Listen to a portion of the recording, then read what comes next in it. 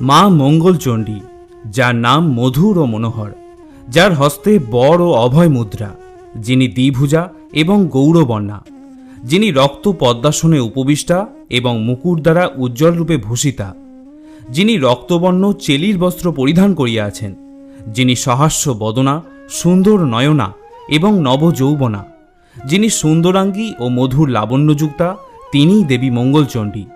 বিশ্বের মূল স্বরূপা প্রকৃতি দেবীর মুখ থেকে মঙ্গলচণ্ডী দেবীর উৎপন্না হয়েছেন।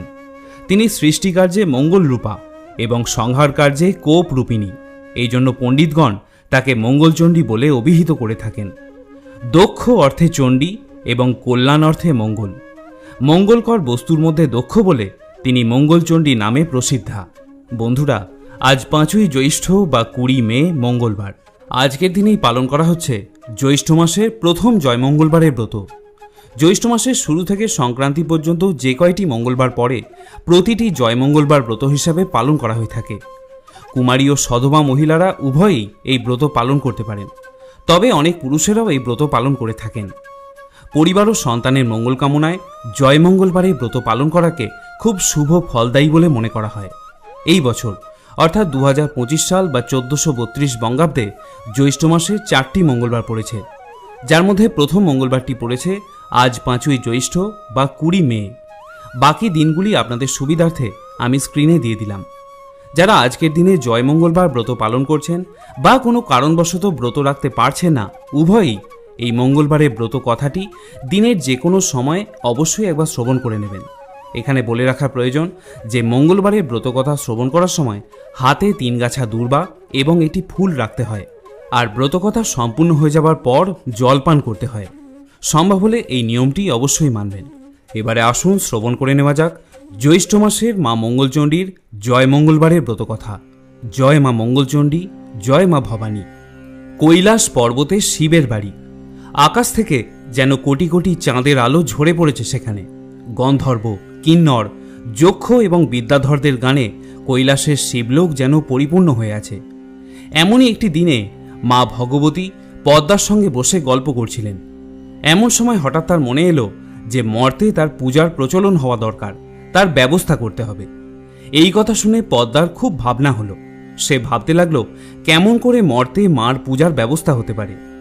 পদ্মার এই ভাব দেখে মা বললেন যে এর জন্য কাউকে ভাবতে হবে না, তিনি নিজেই তার পূজার ব্যবস্থা করবেন। আর করলেনও তাই। মায়া করি ধরে মাতা জরাতির বেশ, হাতে লাঠি কাঁধে ঝুলি উড়ি পড়ে কেশ। এমনই এক বুড়ি বামুনির বেশ ধরে মা চললেন মর্তলোকে। এই বেশে মা উজানিনগরে এক বণিক সওদাগরের বাড়িতে গিয়ে উপস্থিত হলেন। এই বণিক সওদাগরের 7টি মেয়ে, ছেলে একটিও নেই। মা এক বুড়ি ব্রাহ্মণীর বেশে লাঠি ঠুকতে ঠুকতে তার বাড়িতে গিয়ে ঢুকলেন। তখন একবারে ভর দুপুরবেলা, বাইরে প্রচণ্ড রোদ, তাই ঘরের বাইরে কেউ বেরোচ্ছে না। এমনই এক সময় মা এলেন ভিক্ষা চাইতে। বেনে বউ তখন চাল আর টাকা থালায় নিয়ে ভিক্ষে দিতে এলেন। ব্রাহ্মণী তাকে জিজ্ঞাসা করলেন, হ্যাঁ মা, তোমার ছেলে মেয়ে কটি? বেনে বউ বলল, আমার 7টি মেয়ে হয়েছে, কিন্তু ছেলে একটিও হয়নি। বেনে বউয়ের উত্তর শুনে মা তার হাত থেকে আর ভিক্ষা নিতে রাজি হলেন না। তিনি বললেন, ছেলে আটকুড়োর মুখ দেখতে নেই। এই কথা বলে বুড়ি ব্রাহ্মণী বণিকের বাড়ি থেকে বেরিয়ে গেলেন এবং কাছেই একটি অশ্বত্থ গাছের তলায় গিয়ে বসলেন। এদিকে দুপুরবেলায় এক বুড়ি ভিক্ষে নিতে এসে ছেলে আটকুড়োর মুখ দেখতে নেই বলে চলে গেল। এতে বেনে বউয়ের খুব দুঃখ হলো। সে ভিক্ষের থালা ছুঁড়ে ফেলে দিয়ে বসে বসে কাঁদতে লাগলো।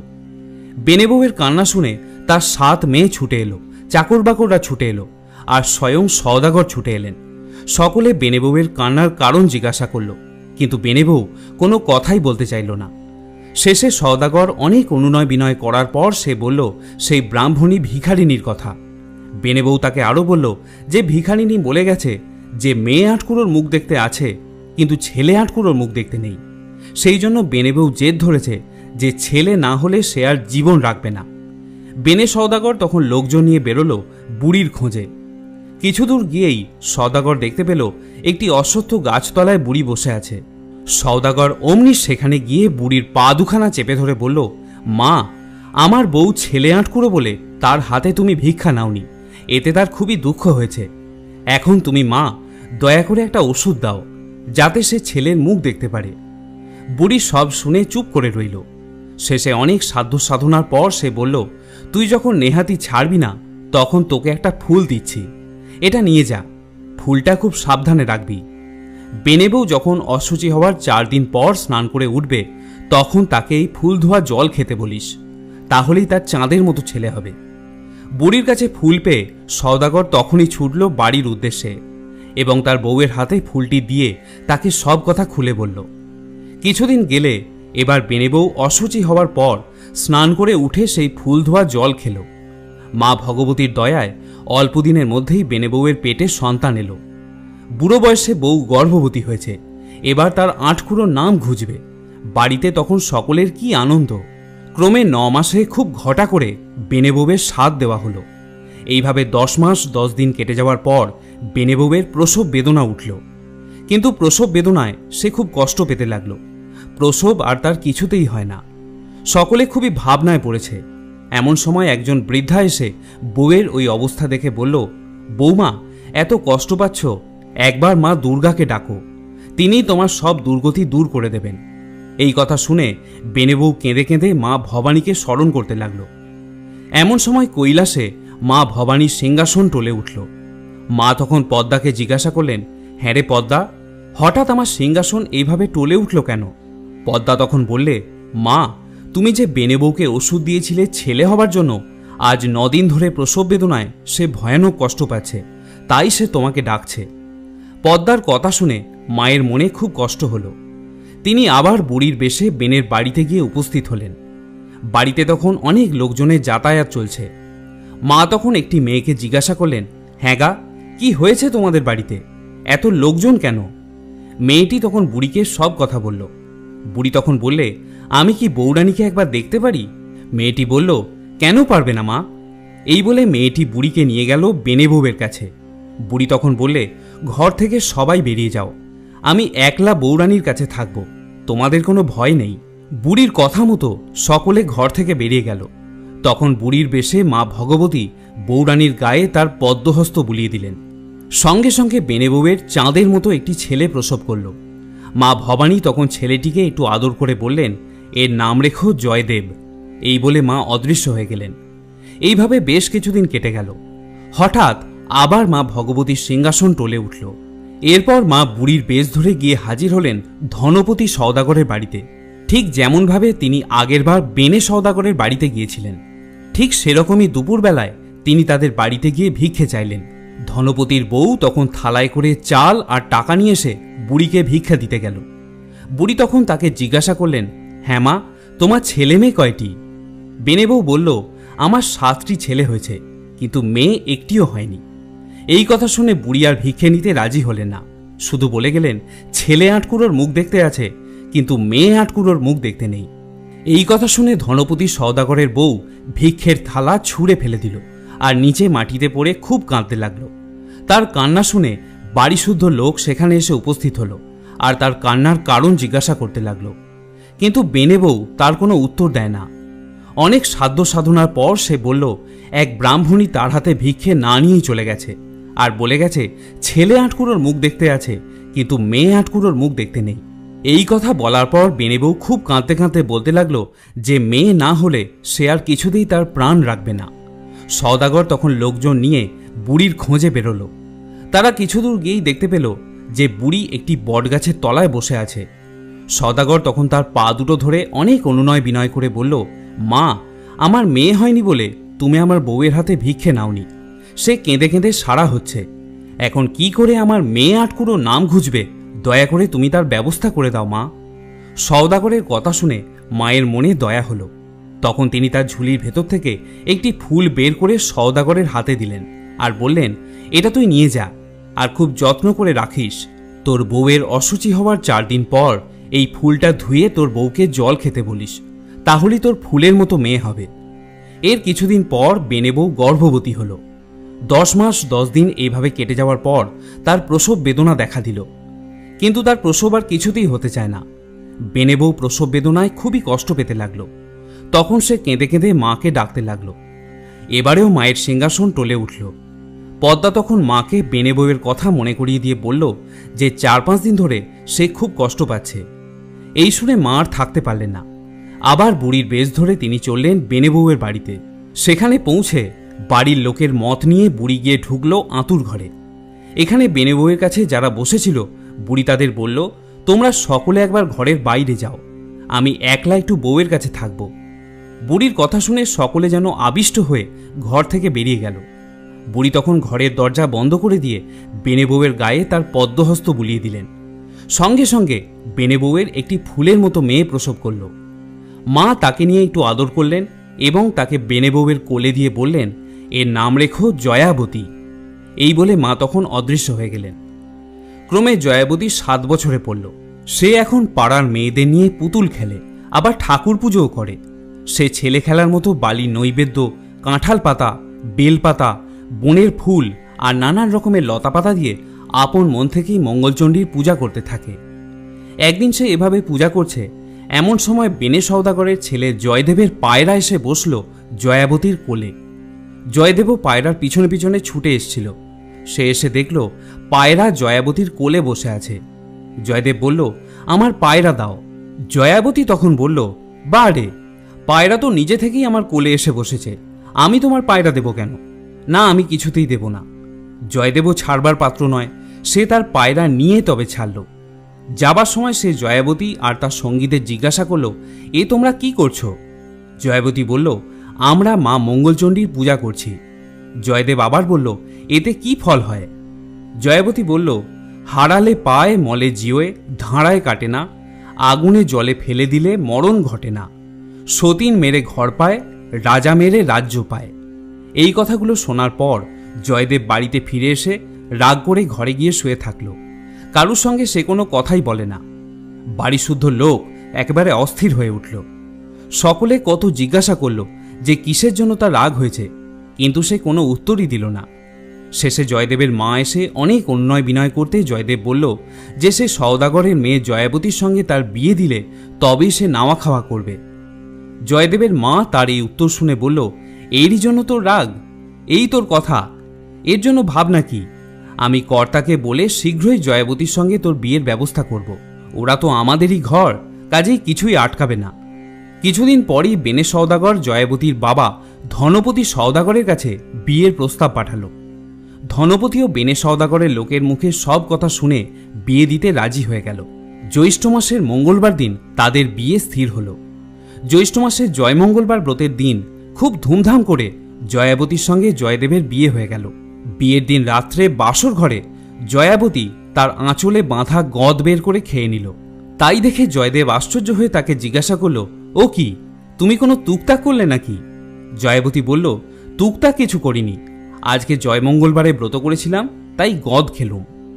বিয়ের পরদিন ধনপতি সওদাগর জয়াবতীকে সোনার গয়নায় একেবারে মুড়ে দিলেন আর অনেক ধনরত্ন দিয়ে বরকন্যাকে বিদায় করলেন। যাবার সময় জয়দেব তার বাবার সঙ্গে না গিয়ে একটা আলাদা ডিঙিতে করে বউকে নিয়ে চলল। ছেলের ইচ্ছে তার বাবা কোনো বাধা দিলেন না। খানিক দূর যাওয়ার পর জয়দেব জয়াবতীকে বলল, দেখো, এখানে চোরের খুব উপদ্রব, তুমি অনেক গয়না পরে আছো, চুরি যাবার খুব ভয় আছে। তুমি এক কাজ করো, তোমার সমস্ত গয়না খুলে তোমার কাপড়ের একটা পুঁটলি করে আমাকে দাও, আমি ওটা কোলে নিয়ে বসে থাকি, আর তুমি আমার এই চাদরটা পরে থাকো। জয়াবতী তাই শুনে গয়নাগুলোর একটা পুঁটলি করে জয়দেবের হাতে দিয়ে দিল, আর জয়দেব সঙ্গে সঙ্গে সেই পুঁটলিটা জলে ফেলে দিল। তারপরেই কৈলাসে মা ভবানীর আসন টলে উঠল। মা ভগবতী পদ্মাকে জিজ্ঞাসা করলেন, আবার আমার আসন টলল কেন পদ্মা? পদ্মা বলল, তোমার জয়দেব জয়াবতীর সব গয়না জলে ফেলে দিয়েছে, এখন কি উপায় হবে? দেবী ভবানী তখনই রাঘবওয়ালকে ডেকে বললেন, আমার জয়াবতীর সমস্ত গয়না জয়দেব পুঁটলি করে জলে ফেলে দিয়েছে, তুমি এখনই গিয়ে পুঁটলিটা গিলে ফেলো এবং তোমার পেটের মধ্যে রেখে দাও। তারপর তিনি খাল, বিল, নদী এবং পুকুরে যেখানে যত মাছ আছে তাদের ডেকে বললেন, কাল থেকে 3 দিন তোমরা সকলে গভীর জলের মধ্যে লুকিয়ে থাকবে। এদিকে বেনে সওদাগরের বউ মেয়েদের নিয়ে ডিঙাবরণ করতে এলো। সকলে দেখল বউয়ের গায়ে একখানা গয়না নেই। সকলেই বলতে লাগলো যে বউয়ের বাবা অত বড় মানুষ হয়েও মেয়েকে একখানা গয়না পর্যন্ত দেয়নি, কি আশ্চর্য। যাই হোক, বেনে বউ নিজের ঘরে নানা রকম গয়না বউকে পরিয়ে বউ বরণ করল এবং তারপর তাকে ঘরে তুলল। পরের দিন বউ ভাত, সেই অনুষ্ঠানের উদ্দেশ্যে ভালো মাছ ধরে দেওয়ার জন্য জেলেদের ওপর হুকুম হলো। জেলেরাও বেরোলো মাছ ধরতে, কিন্তু কোথাও কোনো মাছই না পেয়ে শেষে নদীতে জাল ফেলতে বাধ্য হলো এবং সেই জালে উঠল রাঘব বোয়াল মাছ, যে জয়াবতীর গয়নার পুঁটলি গিলে নিয়েছিল। জেলেরা মাছ নিয়ে সওদাগরের বাড়িতে এলো। প্রকাণ্ড মাছ, বাড়ির সবাই এতে অত্যন্ত খুশি। মাছ কাটার আয়োজন হলো, কিন্তু বঁটি, কাটারি, এমনকি কুড়ুল দিয়েও সেই মাছকে কেউ কাটতে পারল না। এইসব ব্যাপার দেখে জয়াবতী তার শাশুড়ি মাকে বলল, মা, আমি মাছটা কুটব। শাশুড়ি বলল, এত মানুষ পারল না, আর তুমি পারবে? কি বলছো বৌমা? জয়াবতী কিন্তু সহজে ছাড়ল না। শাশুড়িকে অনেক বুঝিয়ে সুঝিয়ে সে নিজেই মাছ কুটতে বসল। মা মঙ্গলচণ্ডীকে স্মরণ করে সে ছোট বঁটির একটা দুটো কোপ দিতেই মাছটা টুকরো টুকরো হয়ে গেল, আর তার পেটের ভেতর থেকে বেরিয়ে এলো সেই গয়নার পুঁটলি। জয়াবতী তখনই ঘাটে গিয়ে সেই পুঁটলিটা ধুয়ে নিয়ে নিজের সব গয়নাগাটি পরে নিল। তখন সকলেই বলতে লাগলো, আহা, কি গয়নাই দিয়েছেন ধনপতি। বেনে সওদাগরের বউয়ের আনন্দ তখন আর ধরে না। এদিকে জয়াবতীকে সব গয়না ফিরে পেতে দেখে জয়দেব ভাবল, হারালে পায়। জয়াবতী তো সত্যিই সব হারিয়ে আবার ফিরে পেল। সেদিন বৌভাত, 1700 বেনে এসেছে নিমন্ত্রণ খেতে। জয়দেব গিয়ে চুপি চুপি তাদের বলে দিল যে তারা যেন বলে মাছ যে কুটেছে সেই যদি রান্না করে তবেই তারা খাবে, আর তা না হলে তারা সেদিন আর খাবে না। তখনই কথাটা বেনে সওদাগরের কানে উঠল। বেনে সওদাগর জয়াবতীর কাছে গিয়ে বলল, মা জয়াবতী, তুমি না রান্না করলে কেউ খাবে না বলছে, এখন কি হবে মা? একটা উপায় যে তোমাকে করতেই হবে। এই কথা শুনে জয়াবতী প্রাণ ভরে মা মঙ্গলচণ্ডীকে স্মরণ করতে লাগল। জয়াবতীর কাতর প্রার্থনা শুনে আবার কৈলাসে মা ভবানীর আসন টলে উঠল। মা পদ্মাকে বললেন, কি হয়েছে পদ্মা, আবার আমার আসন টলল কেন? পদ্মা বলল, তোমার ব্রতদাসী জয়াবতী অত্যন্ত বিপদে পড়ে তোমাকে স্মরণ করছে। আজ বৌভাত, 1700 বণিক এসেছে নিমন্ত্রণ খেতে। তারা বলছে জয়াবতী না রান্না করলে কেউ খাবে না। তখন মা ভবানী এক শ্বেত মাছির রূপ ধরে জয়াবতীর কাছে উড়ে গিয়ে উপস্থিত হলেন। পরে মা জয়াবতীর কানে কানে বললেন, ভয় কি, তুমি বলো 17টি হাঁড়ি চাই, 17টি সরা চাই, আর 17 গোছা বেরি চাই। মায়ের কথা মতো জয়াবতী গিয়ে শ্বশুরকে বলল ওই জিনিসগুলি আনিয়ে দিতে। জয়াবতীর শ্বশুর তখনই সেই সমস্ত জিনিস তাকে আনিয়ে দিল। জিনিসগুলি রান্নাঘরে রেখে দেওয়ার পর জয়াবতী একখানা চেলি পরে রান্নাঘরে গিয়ে ঢুকে দরজা বন্ধ করে দিল এবং তারপর মা চণ্ডীকে স্মরণ করল। মা তখনই এসে উপস্থিত হলেন। দেখতে দেখতে 17টা উনুন একসাথে জ্বলে উঠল। দেখতে দেখতে হাঁড়িগুলোতে রান্নাও চেপে গেল, আর রান্না হয়েও গেল অল্প সময়ের মধ্যে।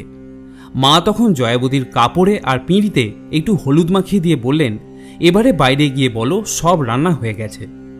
রান্না সেরে জয়াবতীকে রান্নাঘর থেকে বেরিয়ে আসতে দেখে এবং সব রান্না হয়ে গেছে শুনে বেনে সওদাগরের বউ একেবারে আশ্চর্য হয়ে গেল। এখন আর তার আনন্দের কোনো অন্তই নেই। এত শীঘ্রই সব রান্না হয়ে যেতে দেখে সকলেই জয়াবতীর খুব সুখ্যাতি করতে লাগলো। জয়দেব তখন আবার গিয়ে বেনেদের বলে এলো যে তারা যেন বলে যিনি রান্না করেছেন তিনি পরিবেশন না করলে কেউ খাবে না। এই কথাটি বেনে সওদাগরের স্ত্রী অর্থাৎ জয়াবতীর শাশুড়ির কানে গিয়ে উঠল। তিনি গিয়ে জয়াবতীকে বেনেরা যে কথাগুলি বলছে সেই কথাগুলি বলল। জয়াবতী আবার মাকে স্মরণ করতে লাগলো এবং মা মঙ্গলচণ্ডীও সঙ্গে সঙ্গে এসে তাকে দেখা দিলেন এবং তাকে বললেন, তুমি তোমার শাশুড়ি মাকে বলো 1700 বেনে একসাথে খেতে বসলে তুমি তাদের পরিবেশন করতে পারবে। তারপর তারা খেতে বসলে তুমি একখানা পাতে সব জিনিস দিয়ে দেবে, তাহলেই দেখবে সব পাতেই জিনিসগুলো পড়ছে। জয়াবতীর কথা অনুসারে বেনেরা সবাই একসাথে খেতে বসল, আর জয়াবতী একখানা পাতে সব জিনিস দিয়ে দিতেই জিনিসগুলো আপনা থেকেই সব পাতেই একসাথে পড়ল। বেনেরা সবাই খুব তৃপ্তি করে খেয়ে জয়াবতীকে প্রাণ খুলে আশীর্বাদ করে চলে গেল। এরপর দেখতে দেখতে জয়াবতীর বিয়ের 5-6 বছর কেটে গেল এবং এমনই এক সময় জয়াবতী গর্ভবতী হল। বেনেবউ খুব ঘটা করে সাধ দিল, গরিব দুঃখীকে অনেক দান করা হলো। শেষে 10 মাস 10 দিন কেটে যাবার পর ঘর আলো করে একটি পুত্র সন্তানের জন্ম দিল জয়াবতী। একদিন ছেলেকে তেল হলুদ মাখিয়ে পিঁড়িতে শুইয়ে দিয়ে জয়াবতী পুকুরে গেল স্নান করতে। এই ফাঁকে জয়দেব চুপি চুপি এসে ছেলেটাকে টুকরো টুকরো করে কেটে একটা হাঁড়িতে ভরে তার মুখে সরা চাপা দিয়ে জলে ভাসিয়ে দিল। এইবার মা আবার পদ্মার মুখে শুনলেন যে জয়দেব এবার জয়াবতীর ছেলেকে টুকরো টুকরো করে কেটে একটা হাঁড়িতে ভরে জলে ভাসিয়ে দিয়েছে। মা তখনই একটি শঙ্খচিলের রূপ ধরে হাঁড়িটি এসে তুলে নিয়ে গেলেন। তারপর কাটা টুকরোগুলো একটা পদ্ম পাতায় রেখে অমৃতকুণ্ডের জল তার উপর ছিটিয়ে দিলেন। ছেলেটি তৎক্ষণাৎ প্রাণ ফিরে পেল। জয়াবতী স্নান সেরে উঠবার সঙ্গে সঙ্গে ছেলেটিকে তার কোলে দিয়ে মা বললেন, জয়দেব তার ছেলেটিকে টুকরো টুকরো করে কেটে জলে ভাসিয়ে দিয়েছিল। সে যেন জয়দেবের কাছ থেকে ছেলেটিকে খুব সাবধানে রাখে। জয়াবতী ছেলেকে কোলে নিয়ে হাসতে হাসতে বাড়ি ফিরে এলো। জয়দেব এতক্ষণ লুকিয়েছিল। এবার ব্যাপার কি জানবার জন্য বাড়ির ভেতর ঢুকতেই সে দেখতে পেল জয়াবতী তার ছেলেকে কোলে নিয়ে উঠোনেই দাঁড়িয়ে আছে। এরপরেও জয়দেব তার ছেলেকে মারবার জন্য অনেকবার চেষ্টা করল, কিন্তু প্রত্যেকবারই মা ভগবতী তার ছেলেকে আবার জীবিত করে দিলেন। এভাবেই 6 মাস কেটে গেল। অনেকবার চেষ্টা করার পরেও যখন ছেলেটার কোনো ক্ষতি করা গেল না, তখন একথা মানতেই হবে যে ব্রতের ফলের হয়তো অন্যথা কখনো হয় না। এরপর আরেকদিন শেষ দেখবার জন্য জয়দেব একখানা কাটারি নিয়ে গেল ছেলেটাকে মারবার জন্য। এমন সময় জয়াবতী এসে তাকে বলল, এ কি করছো তুমি? এত রকম করেও তোমার বিশ্বাস হলো না মা মঙ্গলচণ্ডীর ওপর? জয়দেব বেশ খানিকটা লজ্জিত হয়ে বলল, হ্যাঁ, এবার আমার বিশ্বাস হয়েছে। তারপর থেকে জয়দেব আর কোনো অঘটন ঘটানোর চেষ্টা করত না। জয়াবতীকে নিয়ে সে বেশ সুখেই ঘর সংসার করতে শুরু করল। পরে তাদের আরও কয়েকটি ছেলে মেয়ে হলো। জয়াবতীর শ্বশুর ও শাশুড়ি নাতি নাতনিদের মুখ দেখে খুব আনন্দে দিন কাটিয়ে স্বর্গে চলে গেলেন। জয়াবতী এবং জয়দেব তাদের ছেলে মেয়েদের কাছে মা মঙ্গলচণ্ডীর ব্রতের কথা প্রচার করল এবং তাদেরও প্রচার করতে বলে দিল। তারপর এক শুভ দিনে স্বয়ং ভগবান পুষ্পক রথ পাঠিয়ে দিলেন। জয়দেব ও জয়াবতী জীবন্ত অবস্থাতেই সেই রথে চড়ে স্বর্গে চলে গেলেন। সকলেই তাদের এই অবস্থা দেখে খুব ধন্য ধন্য করতে লাগল। সেই থেকেই এই জয়মঙ্গলবারের ব্রতকথা পৃথিবীময় ছড়িয়ে পড়ল। বলা হয়ে থাকে, যে স্ত্রীলোক জয়মঙ্গলবারের ব্রত পালন করে সে কখনো জলে ডোবে না, আগুনে পড়ে না, কোনো অস্ত্রের ঘায়ে তার মরণ হয় না, আর তার কোনো হারানো জিনিস সে অল্প দিনের মধ্যেই খুঁজে পায়। মনে করা হয় জয়মঙ্গলবারের দিন এই ব্রতকথা যে শ্রবণ করে বা অন্যকে শ্রবণ করায় তার মনোবাঞ্ছা অল্প দিনের মধ্যেই পূর্ণ হয়। যে রমণী ভক্তির সাথে এই ব্রত পালন করে এবং ব্রতকথা শ্রবণ করে তার পরিবারে সারা বছর সুখ শান্তি বিরাজ করে। প্রিয় শ্রোতা বন্ধুরা, আমি আশা করব এই জয়মঙ্গলবারের ব্রতকথাটি শ্রবণ করে আপনার ভালো লেগেছে। যদি ভিডিওটি আপনার ভালো লাগে তাহলে অবশ্যই একটি লাইক করতে ভুলবেন না। সকলে ভালো থাকুন, সুস্থ থাকুন। মা মঙ্গলচণ্ডীর কৃপায় আপনার জীবন আরও সুন্দর হয়ে উঠুক।